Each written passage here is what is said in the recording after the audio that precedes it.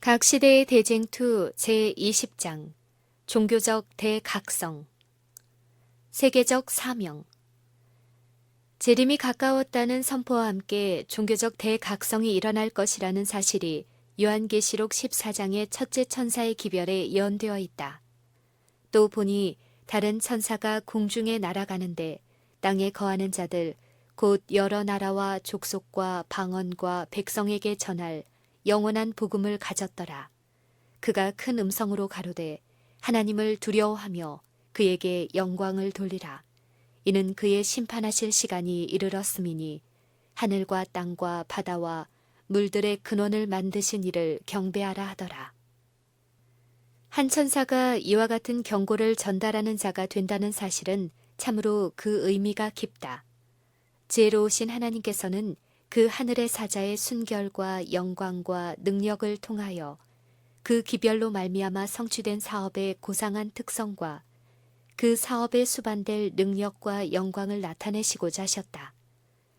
또 한 천사가 공중에 날며 큰 음성으로 경고하되 땅에 거하는 자들 곧 여러 나라와 족속과 방언과 백성에게 전파하는 것은 이 운동의 신속성과 세계적인 범위를 분명히 알려준다. 그 기별 자체는 그 운동이 일어날 시기에 대하여 빛을 비추어 준다. 그 기별은 영원한 복음의 일부분이며 그것은 심판의 시작을 알려준다. 각 시대에 구원의 기별은 전파되어 왔다. 그러나 이 기별은 오직 말세에만 전해질 복음 기별의 일부분이다. 왜냐하면 심판의 때는 말세가 되어야 시작되기 때문이다. 예언은 심판의 때가 이르기까지 여러 가지 사건들이 계속적으로 일어날 것을 말하고 있다. 특히 다니엘서가 그 사실을 말해준다. 그러나 말세에 관련된 예언의 일부로서 다니엘은 그것을 간수하고 마지막 때까지 봉함하여 두라는 명령을 받았다. 그 때가 이르기 전에는 그 모든 예언의 성취에 기초를 둔 심판에 관한 기별은 하나도 선포될 수 없었다. 그러나 선지자 다니엘은 마지막 때가 되면 많은 사람이 빨리 왕래하며 지식이 더하리라고 기록하였다. 사도 바울은 그 당시에 그리스도의 재림이 있을 것으로 기대하지 말라고 교회에 경고하였다. 그는 먼저 배도하는 일이 있고 저 불법의 사람, 곧 멸망의 아들이 나타나기 전에는 이르지 아니하리라고 말하였다. 큰 배도와 장기간에 걸친 불법의 사람의 전성시대가 그친 다음에야 비로소 주님의 재림을 기대할 수 있을 것이었다. 그런데 불법의 비밀, 멸망의 아들, 불법한 자라는 칭호를 가진 불법의 사람은 예언에 기록된 바와 같이 1260년 동안 최상권을 잡은 법왕권을 가리키고 있다. 그리고 1260년의 기간은 서기 1798년에 마쳤다. 그러므로 그리스도의 재림은 그 기간 이전에 있을 수 없었다. 바울은 1798년까지의 신약시대 전체를 그의 경고에 포함시키고 있다. 그리스도의 재림의 기별은 그 이후에 선포될 것이었다. 이런 기별은 과거에 전파된 일이 전혀 없다. 또한 바울도 그런 기별을 전한 일이 없었음을 우리는 알고 있다. 그는 형제들에게 주님의 재림이 먼 미래에 있을 것이라고 가르쳤다. 개혁자들도 그 기별을 전하지 아니하였다. 말틴 루터도 심판은 그 당시부터 약 300년 후에 있을 일이라고 하였다. 그런데 1798년 이후로 다니엘서가 개봉되고 예언의 지식은 증가되었으며 많은 사람이 심판이 가까웠다는 엄숙한 기별을 전하기 시작하였다. 16세기의 위대한 종교개혁처럼 재림운동도 각 그리스도 교국에서 동시에 일어났다. 유럽과 아메리카에서 믿음이 독실하고 기도의 생애를 사는 사람들이 예언을 연구하고 성경을 주의 깊게 연구하는 중에 만물의 마지막이 가까웠다는 확신을 얻게 되었다. 세계 각처에 있는 개별적인 그리스도교 단체들이 제각기 성경 연구만을 통해서 그리스도의 재림이 가까웠다는 큰 진리를 깨닫게 되었다. 요셉 볼프의 소년시대. 1821년 밀러가 심판의 때를 가리키는 예언의 해석을 한 지 3년 후에 세계의 선교사라고 불리는 요셉 볼프가 주님의 재림이 절박함을 선포하기 시작하였다. 볼프는 히브리인의 혈통을 받은 사람으로서 독일에서 출생하였다. 그의 아버지는 유대인의 랍비였다. 그는 어려서부터 그리스도교의 진리를 받아들였다. 그는 매우 어렸을 때에 그의 집에 경건한 히브리 사람들이 모여서 유대 민족의 희망과 기대와 오실 메시아의 영광과 이스라엘의 회복에 대하여 자세히 이야기하는 대화들을 부지런히 그리고 열렬한 마음으로 듣게 되었다. 어느 날 나사렛 예수님의 이야기를 듣고 그분이 누구인지 물었다. 그는 매우 재간 있는 한 유대인이 있었는데 자칭 메시아라고 주장하였기 때문에 유대의 법정에서 그에게 사형을 선고하였다는 대답을 듣게 되었다. 그는 다시 예루살렘이 멸망한 이유가 무엇이며 우리가 자유를 잃은 백성이 된 것은 무엇 때문이냐고 물었다. 그러자 그의 아버지는 슬프다, 슬프다. 그것은 유대인들이 선지자를 죽였기 때문이다고 대답하였다. 그 말을 듣자 그 소년의 마음에는 갑자기 아마 예수님도 한 선지자였는데 유대인들이 죄 없는 그분을 죽였나 보다 하는 생각이 떠올랐다. 그 생각이 너무나 깊었기 때문에 그는 그리스도 교회에 출입하는 일이 금지되어 있었음에도 불구하고 때때로 교회의 주의를 배회하면서 설교를 듣고자 하였다. 그가 겨우 7살이었을 때 자기의 이웃에 사는 연로한 그리스도인에게 장차 메시아가 나타나게 되면 이스라엘의 승리를 얻을 것이라고 자랑하였다. 그러자 그 늙은이는 친절하게 말하였다. 사랑하는 아이야, 누가 참 메시아인지 내가 일러주마. 너희 조상들이 옛적의 선지자들에게 한 것처럼 십자가에 못 박은 나사렛 예수님이 바로 메시아시다. 집에 돌아가서 이사야서 53장을 읽어보아라. 그리하면 예수 그리스도가 하나님의 아들이심을 깨닫게 될 것이다. 즉시 그에게 강한 확신이 생겼다. 그는 집으로 돌아가서 그 성경 말씀을 읽어보고 그것이 너무도 정확하게 나사렛 예수님에게서 성취된 것을 보고 놀랐다. 그는 그리스도인의 말이 참말이라고 믿었다. 그는 아버지께 그 예언을 설명해 달라고 요청하였다. 그러자 아버지는 아주 무서운 표정으로 잠자코 있었으므로 다시는 그 문제를 거론하지 못하였다. 그러나 그 일은 그리스도 교회에 대하여 더욱더 알아보고 싶은 욕망을 일으켰을 뿐이었다. 믿음에 들어온 때부터 외방 전도에 나서기까지 그가 얻고자 하는 지식을 이 유대인의 가정에서는 일부러 그에게서 차단시켰다. 그러나 그는 11살 때에 자기 아버지의 집을 떠나서 세상으로 나가 스스로의 힘으로 교육을 받는 한편 자기의 신앙과 평생의 사업을 택하게 되었다. 그는 한때 친척의 집에서 지냈으나 오래지 아니하여 배교자로서 축출당하였다. 그는 주머니에 돈 한 푼 없는 고독한 신세로 낯선 사람들 사이에서 살 길을 개척할 수밖에 없었다. 그는 각처로 돌아다니면서도 부지런히 공부를 계속하였고 히브리어를 가르쳐서 생계를 유지하였다. 그는 한 카톨릭 교사의 가마를 받아 로마교의 신앙을 받아들이게 되어 자기의 동족을 위하여 선교사가 되고자 목적을 세웠다. 몇 년 후에 그는 그 목적을 가지고 공부하고자 로마에 있는 프로파간다 대학으로 갔다. 거기서 그는 독자적인 사상과 솔직한 말 때문에 이단자란 비난을 받게 되었다. 그는 공공연하게 교회의 여러 가지 잘못을 공격하고 개혁의 필요성을 역설하였다. 비록 처음에는 법안교회 고승들에게 특별한 대우를 받았으나 얼마 후에는 로마에서 퇴거당하였다. 그는 교회의 감시 아래 이곳 저곳으로 돌아다녔다. 마침내 그를 로마의 속박 밑에 복종시키는 것은 절대적으로 불가능하다는 사실이 확연해졌다. 그는 마침내 교정 불가능자라는 선고를 받고 자기가 원하는 대로 가도록 방임되었다.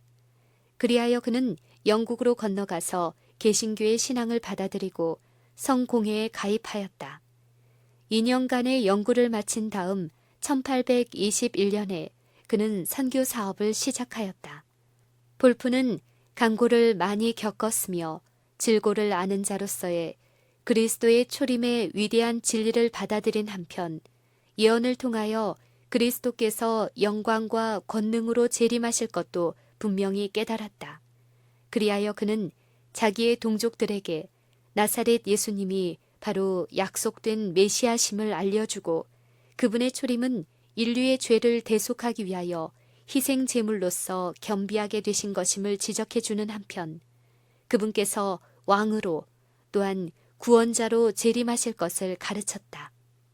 그는 다음과 같이 말하였다. 참된 메시아이신 나사렛 예수님, 손과 발이 찔리셨고 사지로 끌려가는 어린 양 같으셨던 그분, 슬픔에 처한 자요, 질고를 아는 자이셨던 그분, 홀이 유다를 떠나가고 법을 세우는 권세가 그의 발 사이에서 떠난 후에 초림하셨던 그분은 하늘의 구름을 타고 천사장의 나팔과 함께 재림하실 것이다. 그리하여 예수님께서는 감람산에 서시고 창세 후에 일단 아담이 맡았으나 잃어버린 그 통치권을 다시 받으시게 될 것이다. 그분께서는 온 땅의 왕이 되실 것이다. 피조물에 슬퍼하고 탄식하는 소리는 그치고 찬미와 감사의 노래만이 들리게 될 것이다. 예수께서 하늘 아버지의 영광으로 거룩한 천사들과 함께 오실 때 그리스도 안에서 죽은 자들이 먼저 일어날 것이다. 이것이 우리 그리스도인들이 첫째 부활이라고 부르는 것이다. 그때 동물계는 그 본성이 변하고 예수님께 순복할 것이다. 세계적 평화가 오게 될 것이다. 주님께서는 세상을 다시 보시고 심히 좋다고 말씀하실 것이다. 볼프와 재림 문제. 볼프는 재림이 박두하였다는 사실을 믿었다. 예언적 기간에 대한 그의 해석에 의하면 그 위대한 소원이 성취되는 날은 밀러가 지적한 바와 같이 불과 몇 년밖에 안 남았다. 그날과 그때는 아무도 모르나니 라는 성경 말씀을 가지고 재림의 임박성에 관하여 아무것도 알 수 없다고 주장하는 사람들에 대하여 볼프는 다음과 같이 대답하였다. 주님께서 과연 그날과 그때를 결코 알 수 없다고 말씀하셨는가? 주님께서는 마치 무화과 나무에 잎사귀가 나면 여름이 가까운 줄을 아는 것처럼 우리에게 재림의 절박함을 알려주기 위하여 때의 징조들을 주시지 아니하셨는가? 그리고 주님께서는 우리들로 하여금 다니엘서를 읽고 그것을 이해하라고 말씀하셨는데 우리가 그 기간은 결코 이해할 수 없을 것인가? 그리고 다니엘서에는 마지막 때까지 이 글을 봉함하라고 하였고 그때의 많은 사람이 빨리 왕래하며 지식이 더하리라고 기록되어 있지 않는가? 더욱이 우리 주님께서 그렇게 말씀하신 것은 결코 때가 가까움을 알 수 없다는 뜻이 아니고 다만 정확한 그날과 그때를 아무도 모른다는 뜻이다. 노아가 방주를 준비한 것처럼 우리로 하여금 재림을 준비하도록 때의 징조를 알 수 있게 하시고자 그분께서 말씀하신 것이다. 성경에 대한 통속적인 해석 방법과 잘못 해석하는 폐단에 대하여 볼프는 다음과 같이 기록하였다. 그리스도 교의 대부분은 성경의 분명한 의미에서 벗어나서 불교도들의 환영적인 체계로 돌아섰다. 불교도들은 인류의 미래의 행복이 허공에 둥둥 떠다니는 것으로 구성될 것이라고 믿고 있다. 그들은 유대인이라는 말을 읽으면 이방인을 이해해야 하고 예루살렘이라고 하면 교회로 해석한다. 또 지상이라고 하면 공중으로 알고 주님의 재림이라고 하면 각 전도 사업 단체의 발전으로 알고 여호와의 집, 산에 오른다고 하면 감리 교인들의 큰 총회처럼 해석한다. 볼프의 모험적 선교 활동 1821년부터 1845년까지 24년간 볼프는 넓은 범위에 걸쳐 여행하였다. 그는 아프리카의 이집트와 아비시니아, 아시아의 팔레스틴, 시리아, 페르시아, 보카라, 인도 등의 여러 나라를 순력하였다. 그리고 그는 북미 합중국도 방문하였는데 지나는 길에 세인트 헬레나 섬에서 전도하였다. 그는 1837년 8월에 뉴욕시에 도착하여 그 도시에서 설교하였다. 그 후에 다시 필라델피아시와 볼티모어시에서 설교하고 마지막으로 워싱턴시에까지 갔다. 거기서 그는 말하였다. 한 의회에서 전 대통령 존 퀸시 애덤즈 씨가 제의한 동의에 의하여 내가 국회의사당에서 강연을 하도록 만장일치로 가결되었다.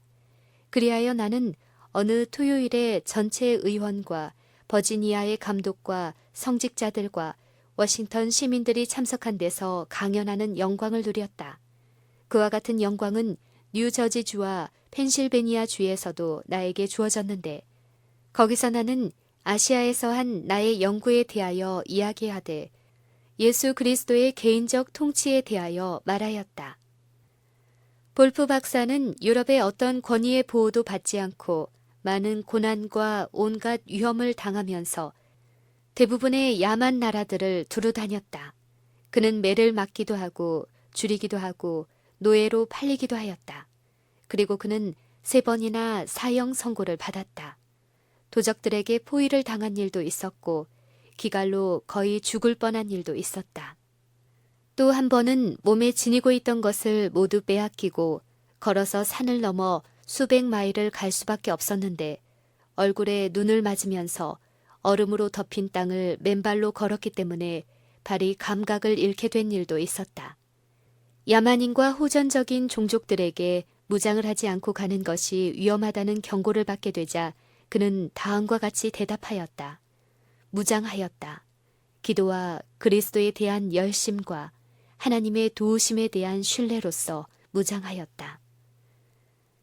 그는 나는 또한 마음에는 하나님과 이웃에 대한 사랑을 가지고 손에는 성경을 가지고 있다. 라고 말하였다. 그는 어디를 가든지 히브리어와 영어 성경을 가지고 갔다. 그 후에 그가 여행한 한 가지 경험에 대하여 말하였다. 나는 성경을 펴들었는데 책 속에 힘이 있어서 그것이 나를 붙들어 주는 것 같았다. 이와 같이 그는 심판의 기별이 사람이 거주하는 지구상의 대부분에 전파되기까지 그의 활동을 중지하지 않았다. 유대인, 터키인 배화교도, 힌두교도, 그 밖에 여러 종족과 민족 사이에서 그는 그 지방들의 언어로서 하나님의 말씀을 증거하고 오래지 아니하여 메시아의 왕국이 건설될 것을 전파하였다. 서부 아시아 지역의 편력.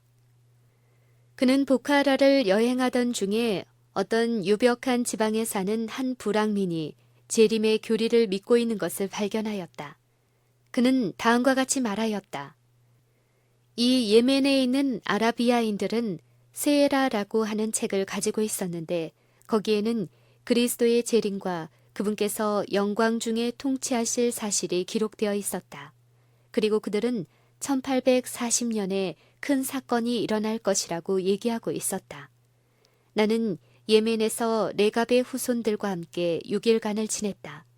그들은 술도 마시지 않고 포도원도 재배하지 않고 곡식도 심지 않았다. 그들은 천막에 살며 레갑의 아들 선한 여호나답을 기억한다. 나는 또한 이 종족 중에 메시아께서 속히 하늘의 구름을 타고 오시기를 레갑의 자손과 함께 고대하고 있는 단족속인 이스라엘인의 후손이 있음을 보았다. 어떤 다른 선교사는 그와 비슷한 신앙을 가진 자가 타타르 지방에도 있음을 발견하였다. 타타르의 한 승려는 그 선교사에게 그리스도께서 어느 때쯤 재림하실 것이냐고 질문하였다.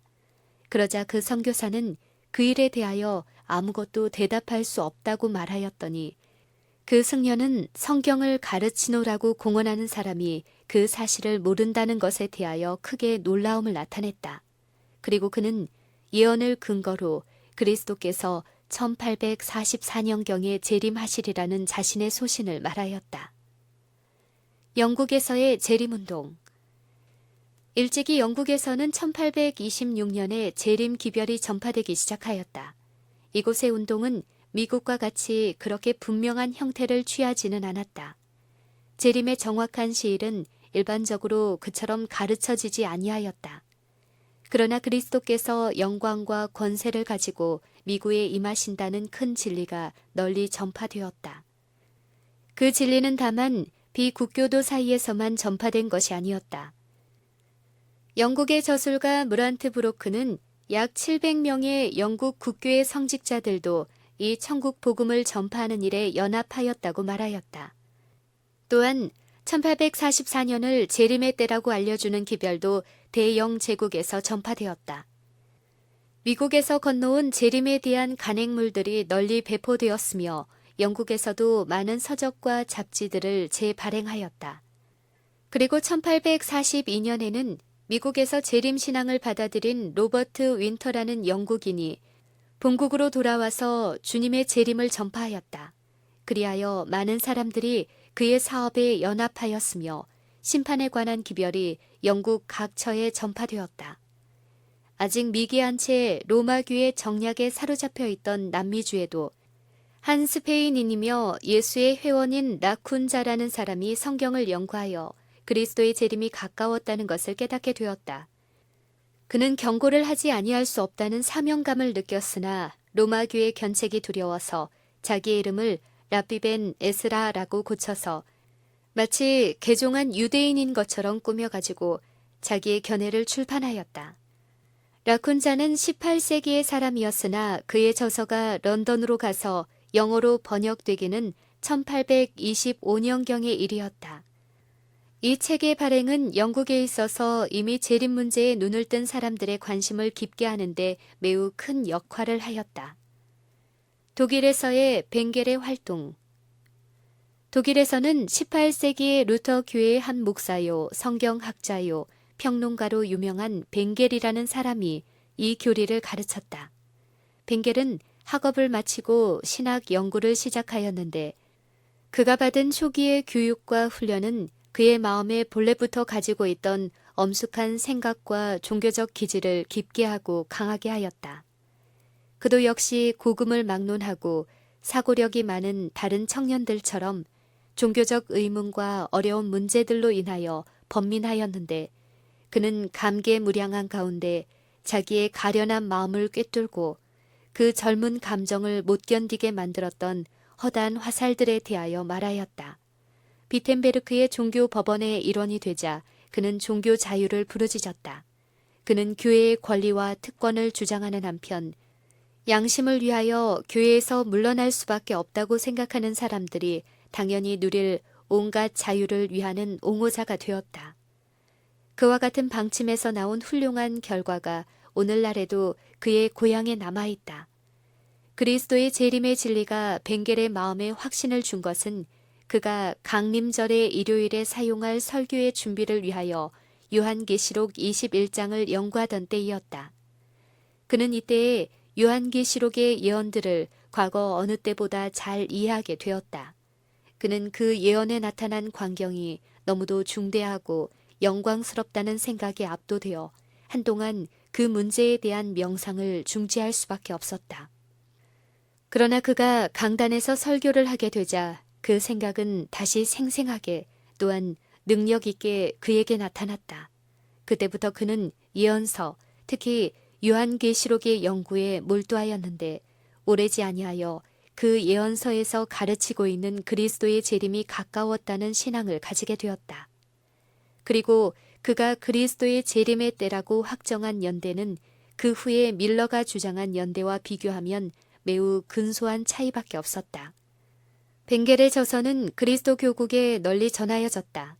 예언에 관한 그의 견해는 그의 고향인 비텐베르크에서 일반적으로 잘 받아들여졌으며 또한 독일의 다른 지방에도 전해졌다. 그리하여 그 운동은 그가 죽은 후에도 계속되었는데 재림 기별은 독일에서도 다른 나라들과 같은 시기에 전파되었다. 또한 초기의 신자들 중에 몇 사람이 러시아로 가서 살게 되었는데 그들은 그곳에서 이민단을 조직하였다.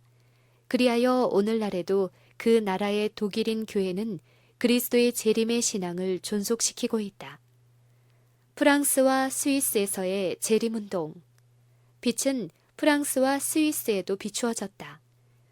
일찍이 파렐과 칼빈이 종교개혁의 진리를 선포했던 제네바에서 가우센이 재림 기별을 전하였다.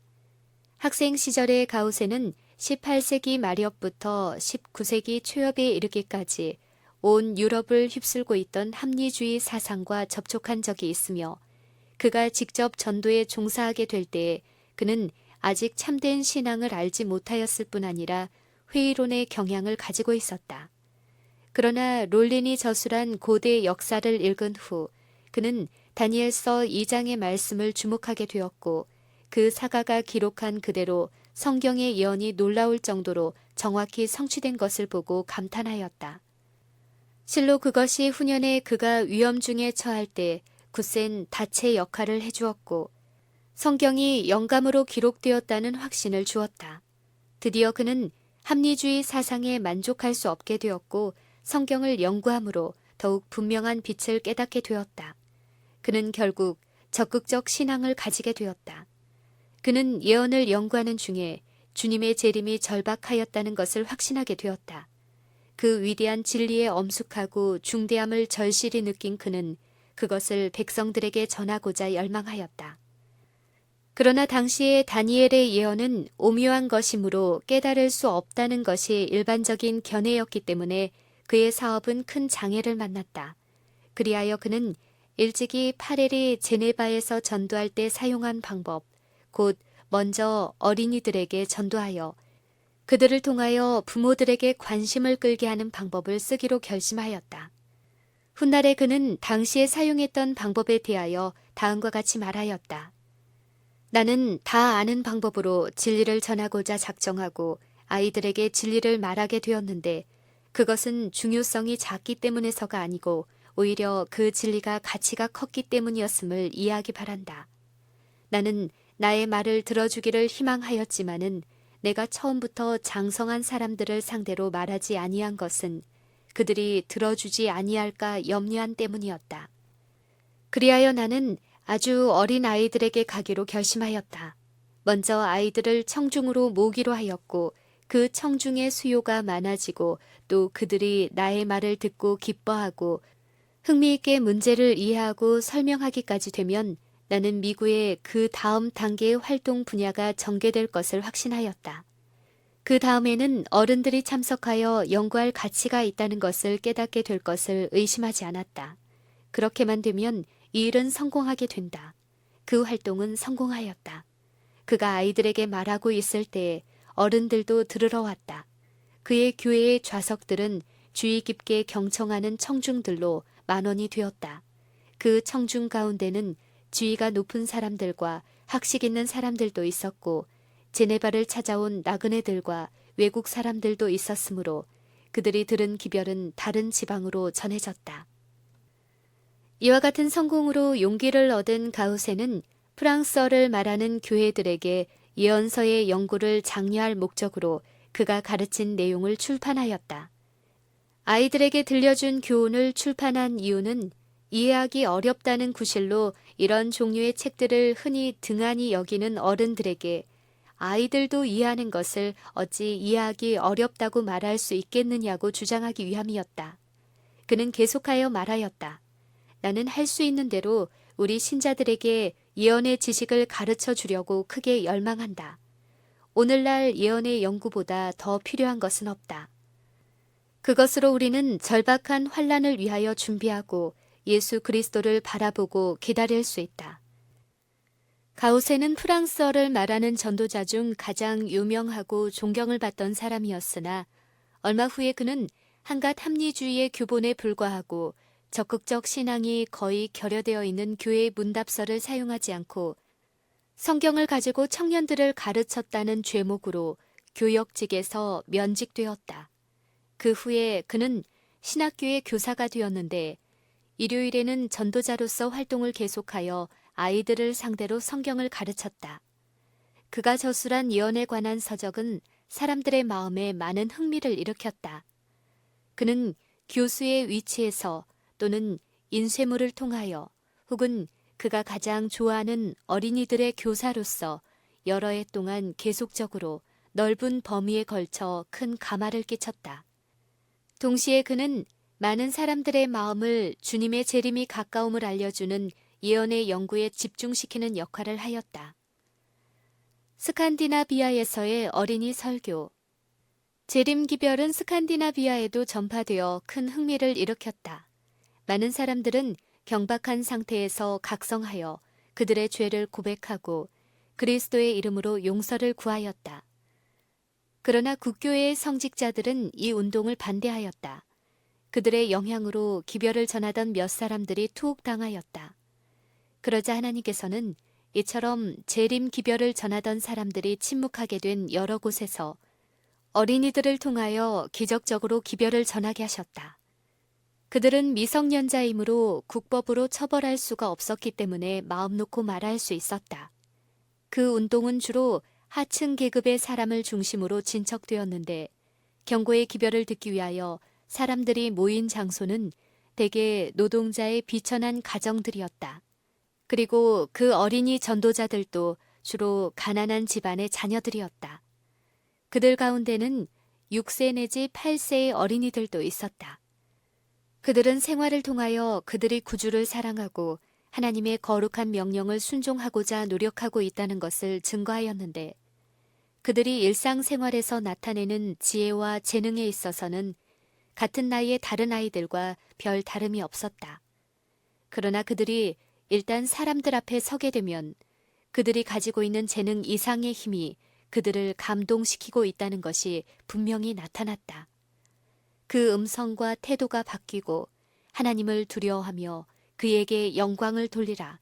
이는 그의 심판하실 시간이 이르렀습니다. 라는 성경 말씀을 인용하여 심판의 경고를 할 때에는 엄숙한 능력으로 하였다.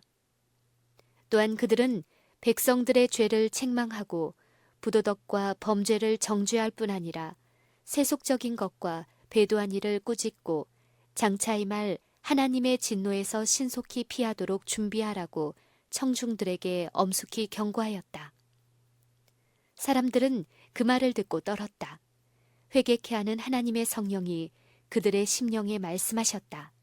그 결과로 많은 사람들이 깊은 흥미를 가지고 성경 연구를 다시 하게 되었고 방탕하고 부절제한 사람들이 생활을 개혁하였다. 또한 다른 사람들은 부정직한 행동을 고치는 한편 너무나 뚜렷한 업적들이 생기게 되므로 국교회의 성직자일지라도 어찌할 수 없이 이 운동에 하나님께서 같이 하신다는 것을 승인할 수밖에 없었다. 구주의 재림 기별을 스칸디나비아 여러 나라에 전파하는 것이 하나님의 뜻이었다. 그러므로 하나님께서는 당신의 종들의 소리가 잠잠하게 되자 당신의 사업을 성취하시기 위하여 어린 아이들에게 성령을 부어주셔서 일하게 하셨다.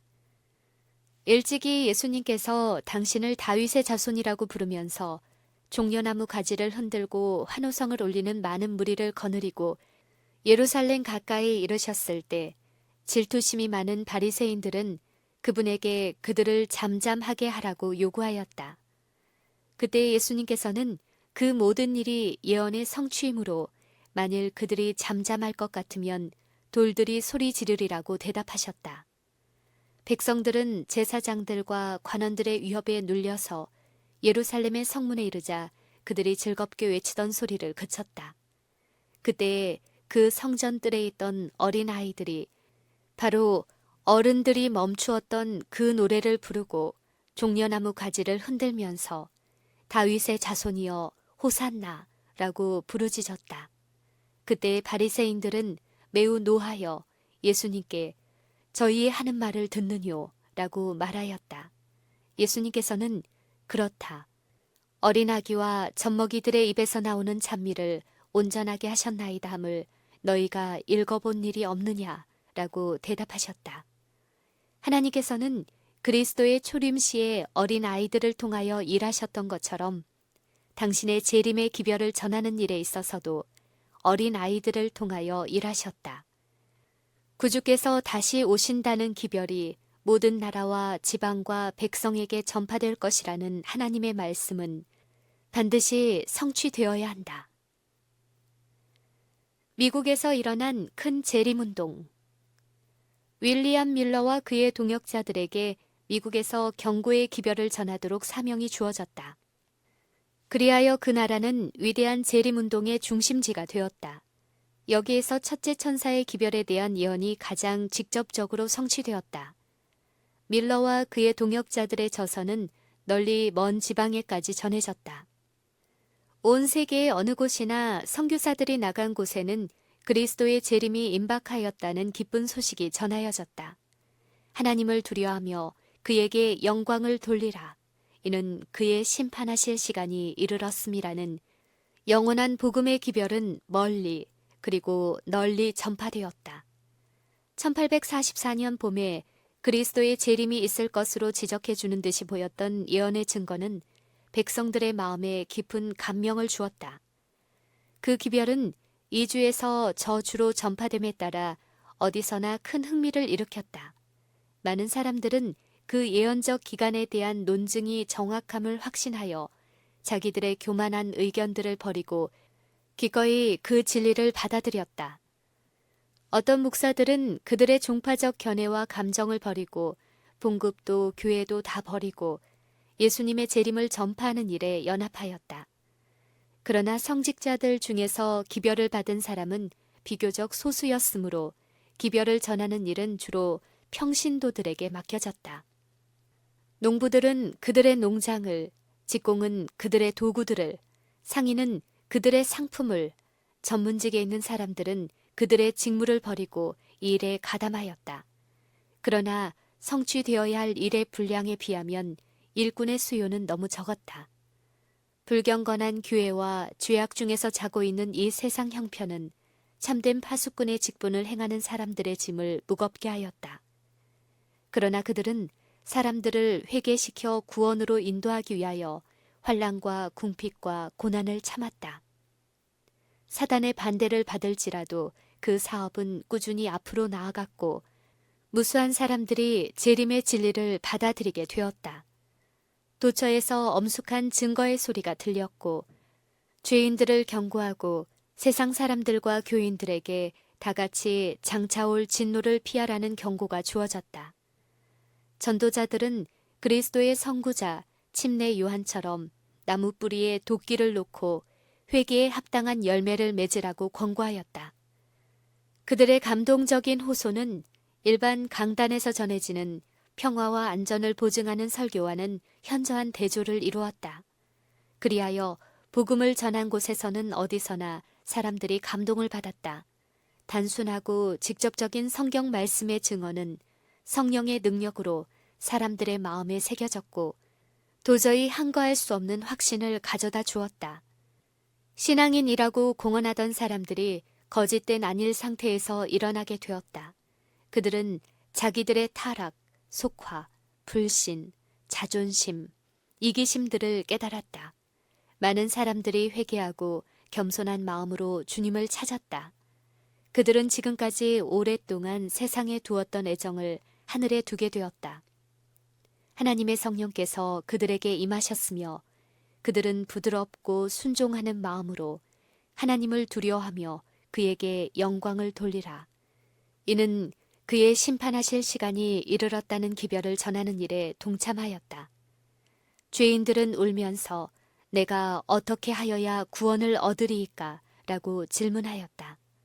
부정직한 생애를 하여온 사람들은 자기들이 입힌 손해를 보상하고자 열망하였다. 그리스도 안에서 화평을 발견한 사람들은 그 축복을 다른 사람들에게 나누어 주기를 원하였다. 부모의 마음은 그 자녀에게로, 자녀의 마음은 그 부모에게로 돌아갔다. 자존심과 장벽은 없어졌다. 진심으로 죄를 고백하였고 가족들은 모두 가장 가깝고 가장 사랑하는 사람을 구원하기 위하여 노력하였다. 이따금 가장 열렬하게 다른 사람을 위하여 기도하는 소리가 들렸다. 어디서나 통회하는 마음으로 하나님께 탄원하는 사람들이 있었다. 많은 사람들은 자기들의 죄가 사함을 받았다는 확증을 얻기 위하여 또한 그들의 친척과 이웃 사람들을 회개시키고자 밤을 새우면서 기도의 씨름을 하였다. 각계 각층의 사람들이 재림 신도의 회집에 모여왔다. 빈부 규천을 막론하고 여러 가지 동기에서 각기 재림에 대한 교리를 듣고자 갈망하였다. 주님께서는 당신의 종들이 그들의 신앙의 이유를 설명하는 동안 반대의 정신이 일어나지 않도록 막으셨다. 때때로 사용되는 도구는 연약하였다. 그러나 하나님의 성령께서 당신의 진리에 권능을 더하셨다. 그런 집회에는 천사들의 임재를 느낄 수 있었으며 신자들이 날마다 많이 증가되었다. 그리스도께서 속히 재림하실 것에 대한 증거가 반복 설명될 때에 많은 군중들은 숨소리를 죽이고 그 엄숙한 말씀에 귀를 기울였다. 하늘과 땅이 가까워진 것처럼 느껴졌다. 하늘의 권능을 청년과 중년과 노년들이 모두 느끼게 되었다. 많은 사람들은 입으로 찬송하면서 자기 집으로 돌아갔고 그 기쁜 소리는 조용한 밤하늘에 울려 퍼졌다. 그런 회집에 참석했던 사람들은 그 감명 깊은 광경을 영원히 잊을 수 없었다. 재림운동에 대한 무고. 그리스도께서 재림하실 분명한 날짜를 선포하게 되자 강단에서 설교하는 목사들로부터 가장 무례하고 하나님을 대적하는 죄인들에 이르기까지 각 계층의 많은 사람들의 큰 반대를 불러일으켰다. 먼저 이것을 알지니 말세에 기롱하는 자들이 와서 자기의 정욕을 조차 행하며 기롱하여 가로되 주의 강림하신다는 약속이 어디 있느뇨. 조상들이 잔 후로부터 만물이 처음 창조할 때와 같이 그냥 있다고 한 예언의 말씀이 여기에서 성취되었다. 구주를 사랑하노라고 공언하는 많은 사람들은 그들이 재림의 교리를 반대하는 것이 아니라 다만 그 일정한 날을 정하는 일을 반대할 뿐이라고 말하였다. 그러나 모든 것을 보시는 하나님의 눈은 그들의 마음을 다 아셨다. 그들은 그리스도께서 의로서 심판하시기 위하여 다시 오신다는 사실을 듣고 싶어 하지 아니하였다. 그들은 불충실한 종으로 살았기 때문에 그들의 행위가 마음을 살피시는 하나님의 심사에 통과될 수 없을 것을 알므로 주님을 만나기를 두려워한 것이었다. 그리스도의 초림 시의 유대인들처럼 그들은 예수님을 환영할 준비가 되어 있지 아니하였다. 그들은 성경에 기록된 명백한 증언들을 듣지 아니할 뿐 아니라 도리어 주님을 사모하고 바라보는 사람들을 조소하였다. 사단과 그의 사자들은 기뻐 날뛰면서 그리스도와 그분의 거룩한 천사들 앞에서 소위 그리스도의 백성이라고 공언하는 자들이 그리스도에 대한 사랑이 너무 적기 때문에 그분의 나타나심을 원하지도 아니한다고 조롱하였다. 그날과 그 시를 알지 못하느니라 라는 말씀은 재림신앙을 거절하는 자들이 가장 흔히 제기한 논증이었다. 그 성경절은 그날과 그때는 아무도 모르나니 하늘의 천사들도 아들도 모르고 오직 아버지만 아시느니라고 되어 있다. 그러나 이 성경절을 명백하고 조리 있게 해석하는 사람들은 주님을 기다리는 사람들이었고 이를 그릇되게 사용하는 사람들은 반대자들임이 분명히 나타났다.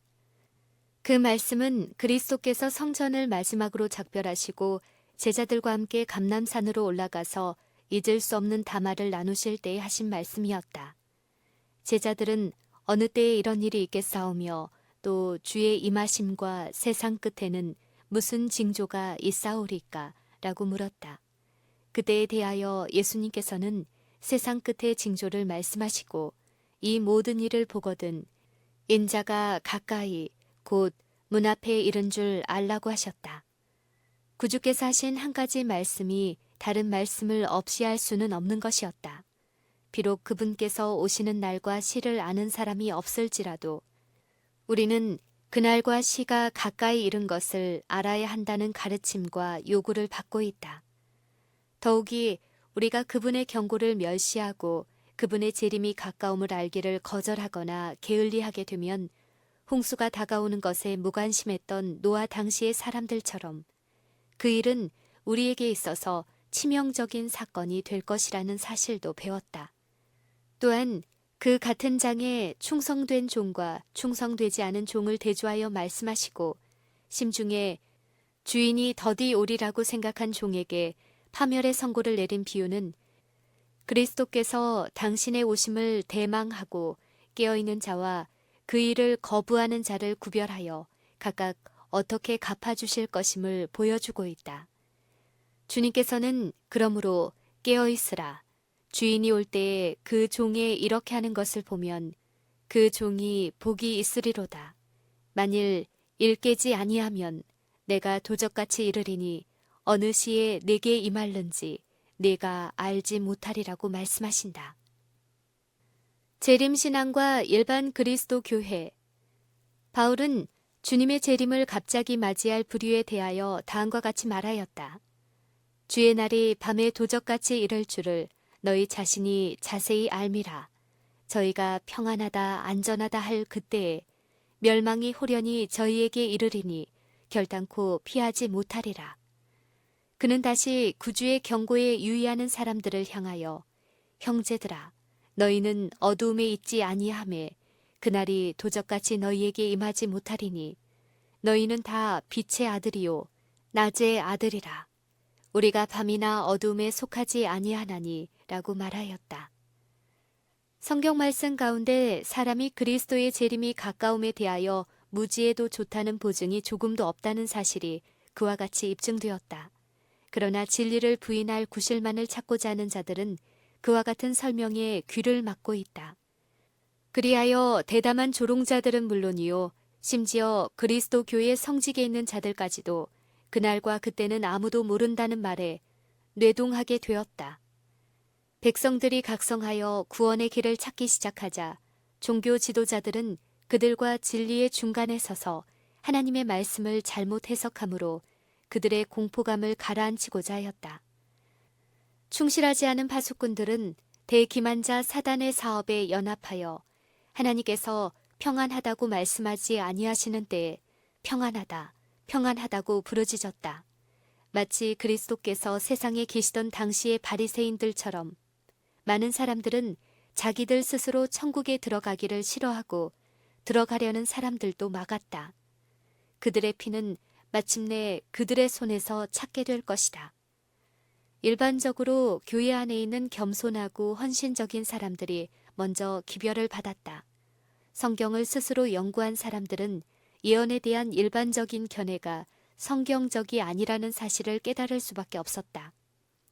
어디서나 일반 성직자들의 영향을 받지 않은 곳에서는 그리고 어디에서나 성경 말씀을 스스로의 힘으로 연구한 곳에서는 재림의 교리가 하나님의 권위 위에 세워진 교리임을 성경절들을 비교 검토함으로 알게 되었다. 많은 사람들은 신앙 없는 형제들에게 박해를 받았다. 어떤 사람들은 교회에서의 지위를 보존하기 위하여 그들의 신앙을 말하지 않은 자도 있었다. 그러나 하나님께 충성된 사람들은 그들에게 맡겨진 진리를 숨겨서는 안 된다고 생각했다. 그리하여 그리스도의 재림을 믿는다고 고백한 이유만으로 교회에서 제명 처분을 받은 사람들이 적지 아니하였다. 자기의 신앙을 위하여 시련을 받는 사람들에게 너희를 미워하며 내 이름을 인하여 너희를 쫓아내며 이르기를 여호와께서는 영광을 나타내사 너희 기쁨을 우리에게 보이시기를 원하노라 하였으나 그들은 수치를 당하리라고 한 선지자의 말씀은 매우 귀중한 것이었다. 하나님의 천사들은 가장 깊은 관심을 가지고 그 경고의 결과를 주목하고 있었다. 천사들은 그 기별이 모든 교회로부터 일반적으로 거절을 당할 때에 슬픈 마음으로 물러갔다. 그러나 재림의 진리를 아직 맛보지 못한 자들이 많이 있었다. 많은 사람들은 남편, 아내, 부모 혹은 자녀들에게 미혹되어 재림 신도들의 가르침, 소위 이단의 귀를 기울이는 것만도 벌써 죄를 범하는 일인 것처럼 믿게 되었다. 천사들은 그런 사람들을 성실하게 주목하라는 명령을 받았다.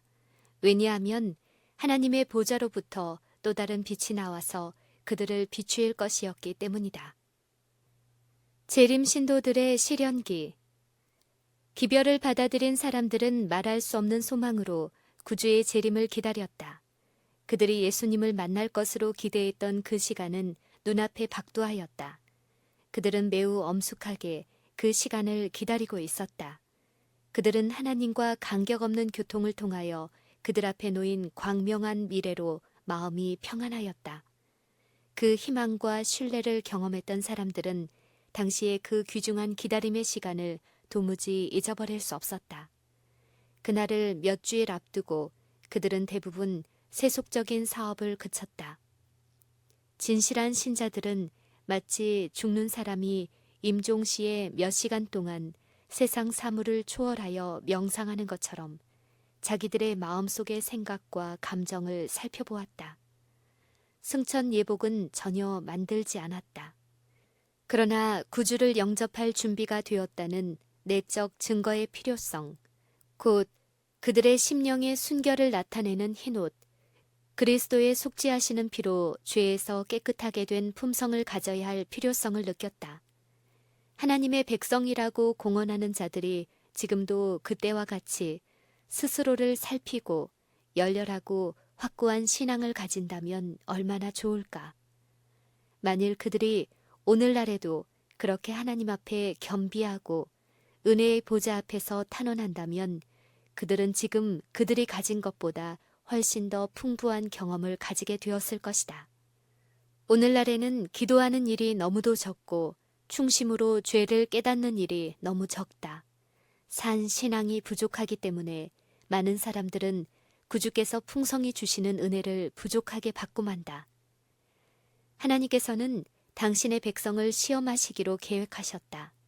주님의 손이 예언적 기간의 계산에서 생긴 착오를 덮어주셨다. 그리하여 재림 신도들은 물론이요 가장 학식이 많은 반대파의 학자들도 그것을 발견하지 못하였다. 그 학자들은 말하였다. 그대들의 예언적 기간에 대한 계산은 옳다. 무슨 큰 사건이 일어날 것은 사실이다. 그러나 그것은 밀러가 예언한 일과 같은 것은 아닐 것이다. 그것은 세상의 회개요 그리스도의 재림은 아니다. 기대했던 시간은 지나갔으나 그리스도께서는 당신의 백성을 구원하기 위하여 나타나지 아니하셨다. 진실한 신앙과 사랑으로 구주를 바라보던 사람들은 쓰디쓴 실망을 당하였다. 그럼에도 불구하고 하나님의 목적은 성취되고 있었다. 하나님께서는 소위 재림을 기다리노라고 공언하는 사람들의 마음을 시험하고 계셨다. 그들 중에 많은 사람은 공포 이외에 아무 다른 동기가 없었다. 그들의 신앙 고백은 그들 자신의 마음이나 생활에 아무런 영향을 끼치지 못하였다. 기대했던 사건이 일어나지 않게 되자 그들은 실망하지 않노라고 말했다. 그들은 그리스도께서 재림하시리라고 믿지 않았다고 말하였다. 그들은 참 신자들의 슬픔을 조롱하는 첫째 무리에 속하였다. 그러나 예수님과 모든 청군들은 시련을 당하였으나 충실한 자들, 실망을 당하여 고민하는 자들을 사랑과 동정심을 가지고 주목하셨다. 만일 눈에 보이는 세계와 보이지 않는 세계를 가리우고 있는 휘장을 걷어버릴 수 있었다면 천사들이 굳게 선 이 무리들에게 가까이 가서 사단의 화살로부터 그들을 보호하고 있는 광경을 볼 수 있었을 것이다.